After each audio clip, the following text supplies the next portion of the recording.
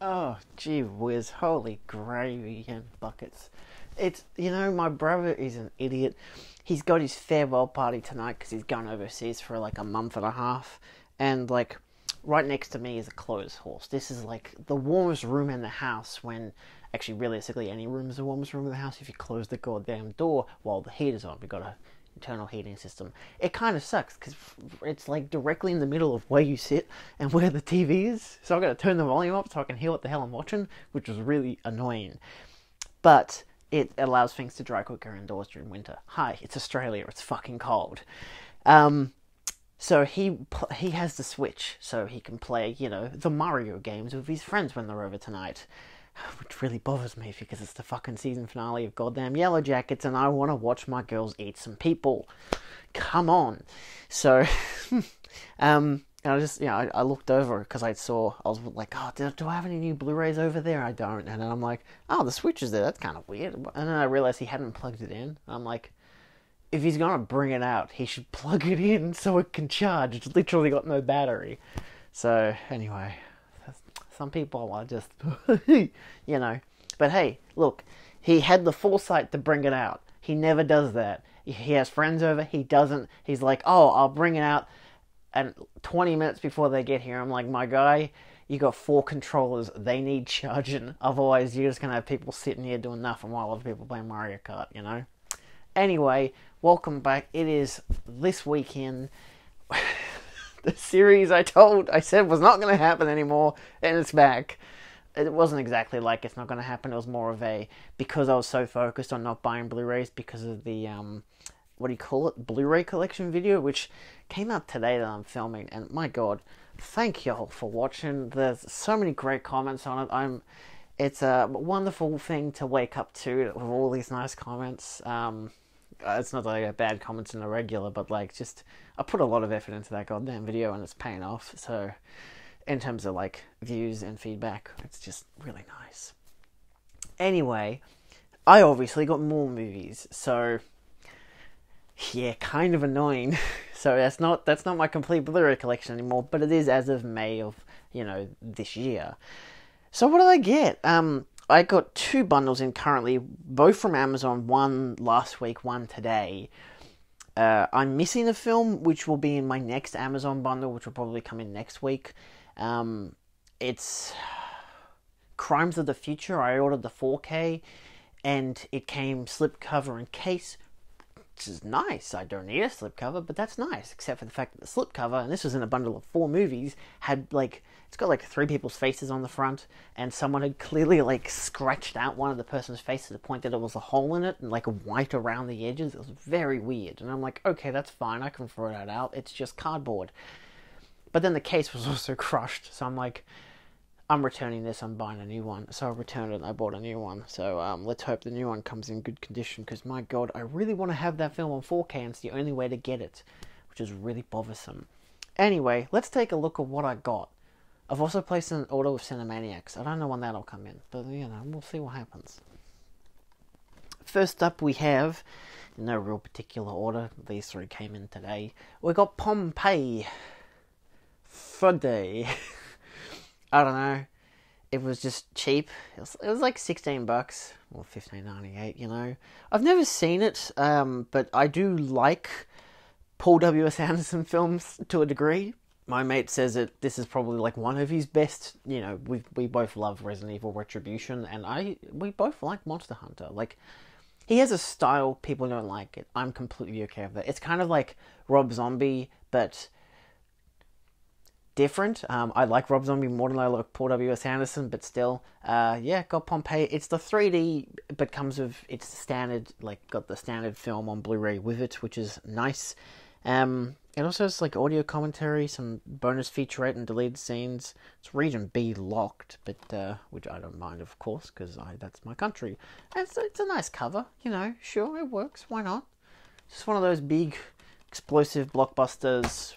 Wow, what if Pompeii, and we exploited it for the money.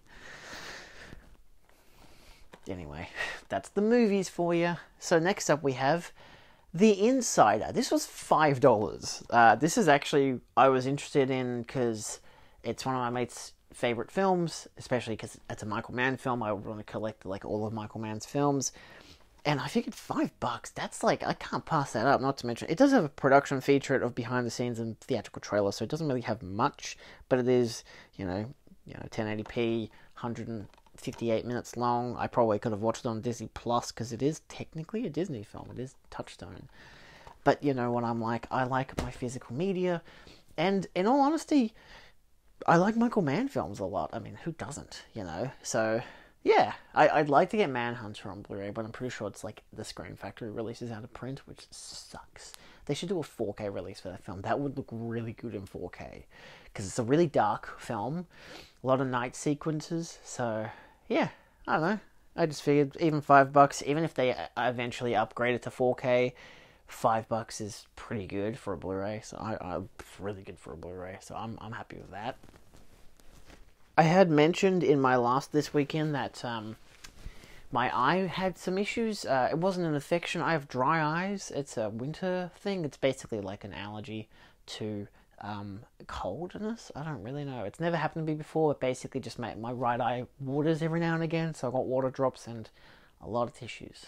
It's very annoying when I drive, because I got a lot of driving on the weekends now to drive to games, and it's like, fuck, I want to be able to see where I'm driving, so it's, yeah, I haven't found a cure-all for it, but it happened for like 3 days, 4 days, actually, it happened for like a week and a half, then it stopped for a week, and now it's happened again for basically this whole entire week. It's Friday that I'm filming, so the past 5 days, I think. Actually, past 6 days. It started on Sunday again.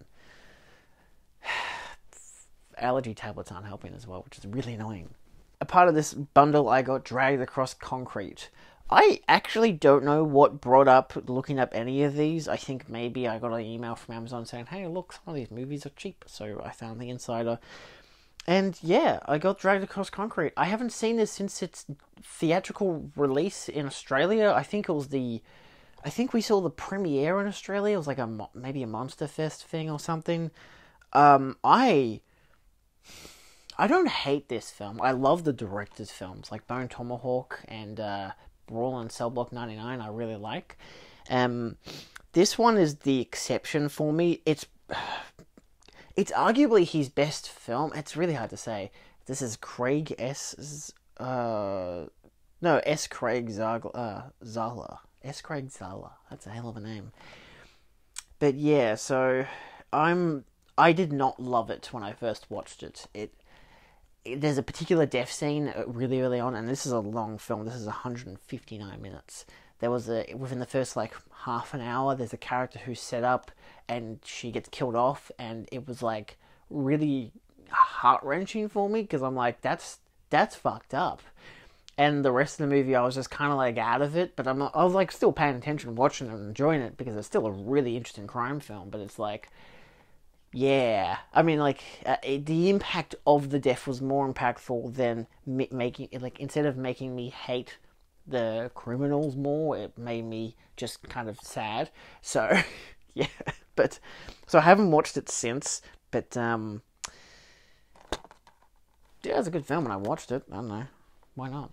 I now have all of Craig Zahler's film. I always thought it was Craig S. Zahler, but it's S. Craig Zahler, which is really interesting. But yeah, I now have all of his films, which is ridiculous that he hasn't made more films, because all of them are like great, like exploitation films, like modern exploitation films. So yeah, like Bone Tomahawk is really insane, and Dragged Across Brawl in Cell Block 99 is just the same. They're like cheap, low budget, but also high budget, because it's like big name actors. It's great. It's like a paradox. It's wonderful. Anyway, you might have mentioned, if you saw my what I watched in May video, you'll notice that I've already spoken about this film. I watched this Eastern Promises, the 4K. This came in the bundle that had the Broken Crimes of the Future. So yeah, I figured, because I'm still collecting more Cronenberg, it's just a regular sleeve. You get some special features that are all on the Blu-ray. I noticed it because I realized, like, wow, this 4K is kind of bare bones. It still has like a good, color transfer. It looks really good. I mean, there's a particular scene in it which the 4K is kind of hilarious to watch. There's a sauna scene. He's naked. It's kind of funny. But yeah, I didn't watch any of the special features because they're on the Blu-ray. But I also it was like 11 o'clock by the time I finished, and I was like, I gotta go to work tomorrow, so I'm gonna go to bed. Really interesting film. I haven't really watched any of his films that aren't, you know, gore-ish, the stuff that's like about technology and advancing, all, these like 80s films are like Crimes of the Future, all that kind of stuff. I hadn't watched any of his more drama-focused films. I know that History of Violence that he did like 2 years prior to this is really good, so I am yet to watch that. I'm yet to find a physical copy of it. So, yeah, I don't know. I just got it in and I was like, oh, fuck it, I'll watch it. So I've currently watched all the Cronenberg films that I currently own, to my knowledge. So, yeah, but I like Cronenberg. I didn't think I'd ever think that, but hey, I like Cronenberg. I'll show off my favourite one last, but this one, which I was bizarrely surprised by, this is the 4K release of Reservoir Dogs, which of course comes with a glossy sleeve and the same artwork on the case. This one was interesting to me because it's an interesting like sleeve because it's like circular and everything, glossy all around. It is region A for the Blu-ray, but I do have the same Blu-ray with the same special features in region B. I don't think they've upgraded the transfer on the Blu-ray, which is fine. Nice artwork. It was only like $25, I think, which is bizarre because I was like, it being a Tarantino, it's a 4K. I was expecting it to be like $50, $60 or whatever. I just kind of waited a couple months and it just dropped down to like $26. I think I got it for like $24.99 or something like that because it was like 5% off if I added all of the stuff to a bundle, that kind of jam. So yeah, I got it. I haven't replaced my Blu-ray copy yet. There is a digital copy, so if you would like the digital, there you go. I'm not a digital copy person, so I'm throwing this in the bin. Take it if you want. I don't sell them either. I don't find any enjoyment in that. But yeah, it has nice disc art as well, which is really interesting. No reversible sleeve or anything, which is fine. It doesn't really need it. But is it Imprint? Viavision is doing a 4K release of this as well. They've been teasing that for a couple months now, as in they put it on pre-order a few months ago, and it like is restricted to like 1,500 copies. It's like this artwork, but a lenticular cover, plus there's a case inside with different artwork, which is also like, I think, reversible artwork. It's a lot of stuff, I think but I'm pretty sure it's just the Blu-ray and the 4K. I don't think there's anything different about the actual release itself, and given that this is slim, it's a nice glossy, shiny kind of cover. It's still a little bit indented on the sides, but at the same time, it's not the best kind of style of O-card, but I don't mind it, actually. It's kind of cute.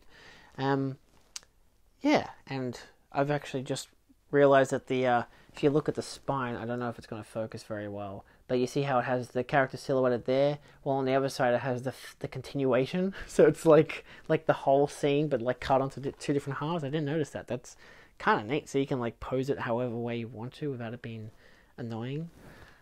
It's cool, And the fact, I was just surprised how cheap it was. So I was really happy to get it for that exact reason. I was like, I don't want to spend $65 on a 4K.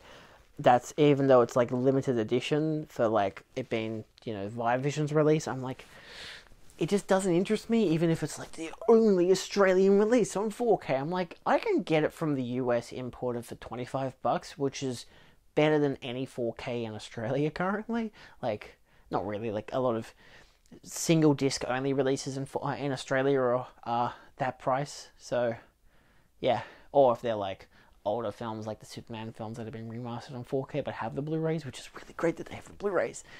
And yeah, they're like $27. So anyway, I actually want to note as well, I forgot to mention because it's in my what I watched in May video, but the household will be empty soon.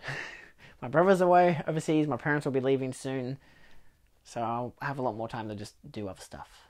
That'll be cool. Like, as in, like, watch movies I can't watch without with people interrupting and whatever, so, yeah. Last but not least for this video, because even whatever else comes in, that'll be next week. Nah, that can wait. I'm not expecting mail again, my other Amazon order till next week.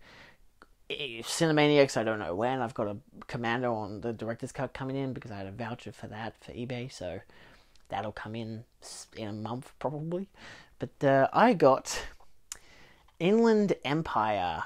This is one I've had the British release, the original Blu-ray release from the David Lynch, of course, film for like 3 or 4 years now. I've watched it technically twice because like I watched one half because it's an hour and a half. It's a 3-hour film.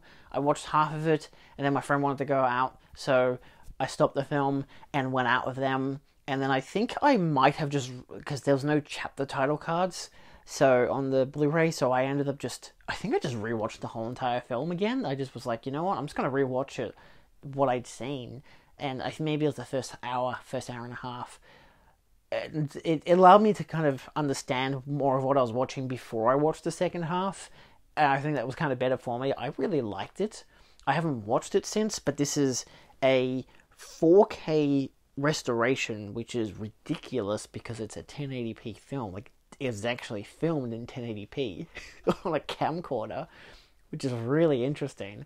So even like my friend had said, what's the point of getting the Blu-ray? It's not gonna it's not really like shot in HD anyway, like kind of, but not really. But this is 4K, not UHD obviously, but I mostly got it because A, it's director approved, and B, it has new HD digital master made from the 4K restoration supervised by director David Lynch with 5.1 sound, DTS HD master audio and uncompressed stereo tracks, newly remastered by Lynch, and original re-recording mixes Dean Hurley and Ron Eng. His name is Ron Eng, really? There's nothing else to it? Okay. But it also comes with a bunch of special features that are really interesting to me, most of which you can find on YouTube, or at least used to be able to. I don't know if you can anymore.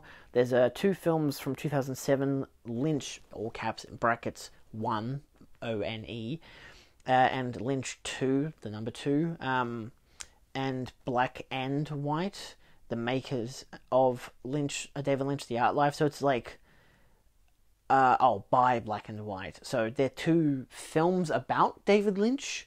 I've never seen them, but I've never seen Lynch 2, but I know Lynch 1 was on YouTube. I've seen David Lynch, The Art Life. I have the Criterion for that. You got a new conversation between actors Laura Dern and Kyle MacLachlan. More things that happened. 75 minutes of extra scenes, which I've also had on my watch list on YouTube for like a couple years now, but I'd never watched it, so having it on a Criterion makes it more valued to watch it. You got Ballerina, which is a 2007 short film by Lynch, reading by Lynch of excerpts of Room to Dream, his 2018 book with critic Christine McKenna. That'll be interesting to listen to, I guess, because I haven't read the book yet. I've had that for a couple of years now. I think I got that back in 2019.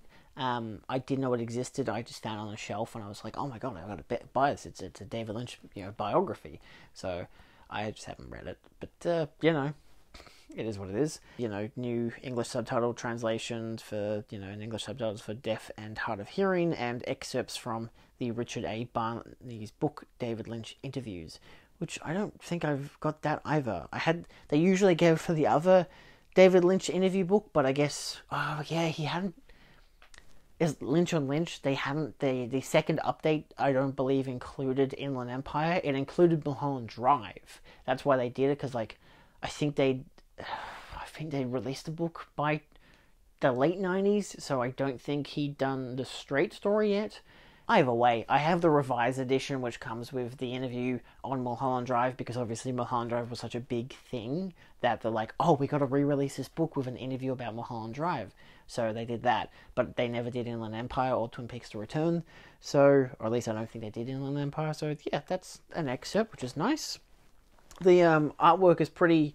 It's like it's pretty. It's like the original artwork for the film, which is cool. You've got 2 discs. You got the film on 1 disc. I believe it's like all the special features are on the second disc, which is really cool. They've obviously got nice artwork as well. You got some inside artwork there too, which is nice.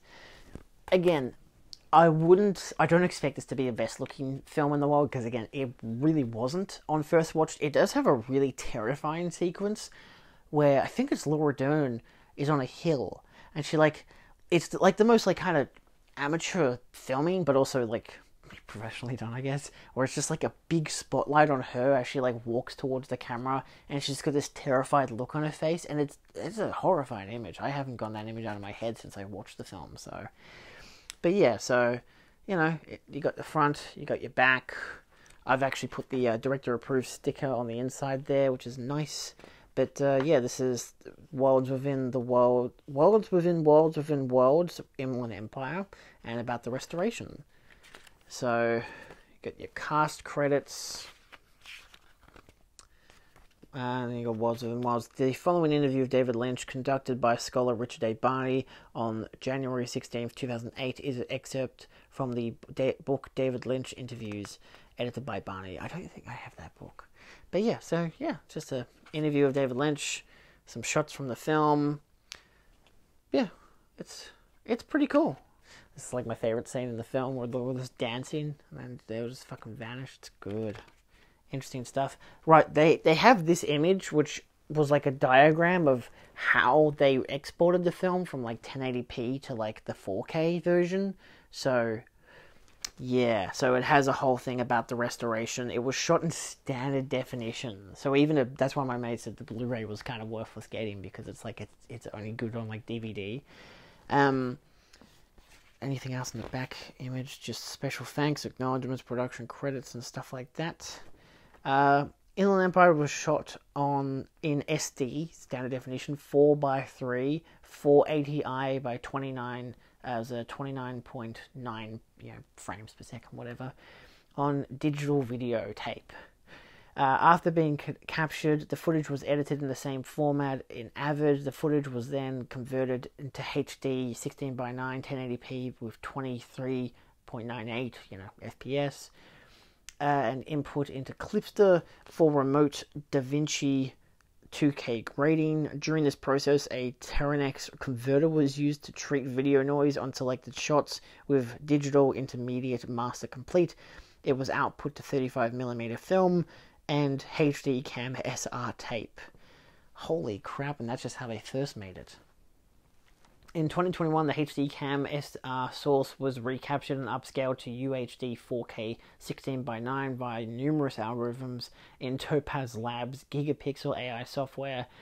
Those tests were compared against the original HD video master, as well as a 4K scan of the first reel of the 35mm digital negative. From these tests, director David Lynch chose the upscale made by the Gaia HD algorithm, and footage that had first been downscaled back to standard definition in order to throw away false detail introduced during the original HD conversion, and allow the most effective use of the AI upscale. Footage upscaled directly from the HD was less noticeably 4K looking. After the entire movie had been processed, it underwent quality control for image-breaking artifacts such as faces becoming garbled. Several shots were flagged and then redone using the next best gigapixel setting. Once the upscale was complete, the 4K image was brought into DaVinci Resolve for a new color pass to manage color balance and saturation, as well as add a slight layer of grain. This 4K remaster was used as the source for the HD presentation on this Blu-ray. The audio presentation release was remastered in January 2022 by the film's original re-recording mixers, Dean Hurley and Ronang, working from the original 5.1 mix stems. Careful scene-by-scene adjustments involving noise reduction, dialogue levels, and overall dynamic decision were made under Lynch's supervision. The new mix preserves the overall color and channel assignment of the original mix, which by design maintained the front-heavy delivery of the mix's energy, which intentionally minimal surround activity. That is genuinely insane that they did that. But that is Inland Empire. I don't obviously have every Criterion release for David Lynch films. I think Elephant Man's the main exception where I haven't bothered to get the Criterion.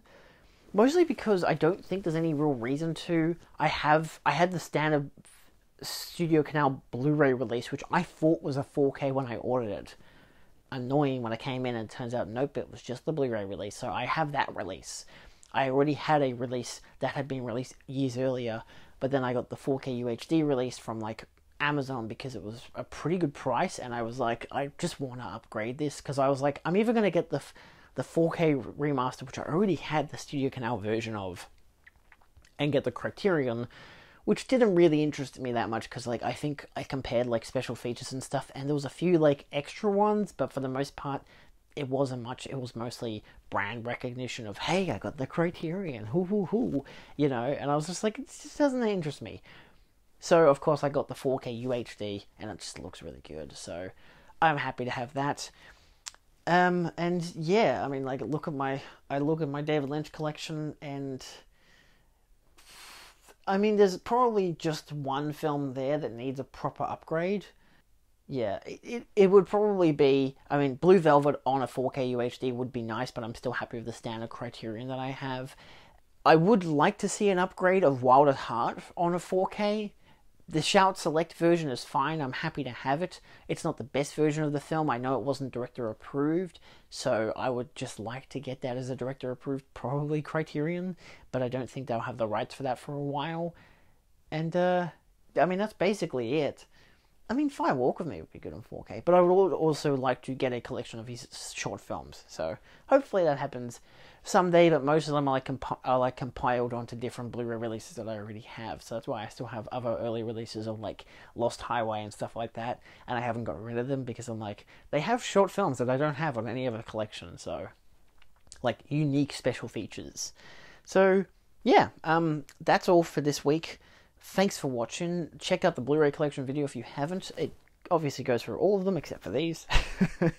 I debated jumping the latter half of these in, the Eastern Promises and Inland Empire and Reservoir Dogs, because I'd finished the video by then, but it hadn't been released. It was like a week from release, and I was like, I'm not doing this. I've already done the commentary track.